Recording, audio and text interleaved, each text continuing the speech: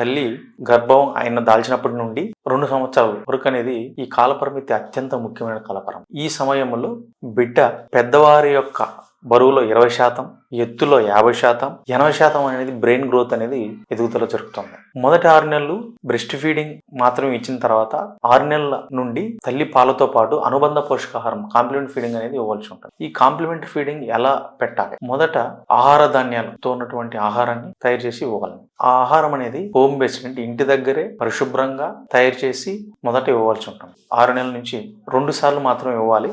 తర్వాత 3 నుంచి 4 సార్లు వరకు పెంచుకుంటూ పోవాల్సి ఉంటుంది. మొదట ఆహార ధాన్యాలతో రైస్ పెట్టవలసి ఉంటుంది. ఈ రైస్ తిన్న తర్వాత గోధుమలు, తర్వాత రాగి, ఇలా ఒకటి యాడ్ చేసుకుంటూ పెంచుకుంటూ పోవాల్సి ఉంటుంది. తర్వాత ఆహార ధాన్యాలు, పప్పు ధాన్యాలు కలిసినటువంటి మిశ్రమం కూడా ఇవ్వవలసి ఉంటుంది. వీటికి కూరగాయలు, పండ్లు, ఆకుకూరలు, గుడ్డు మెల్లమెల్లగా చేర్చుకుంటూ పోషకం యొక్క విలువలు పెంచుకుంటూ పోతున్నారు.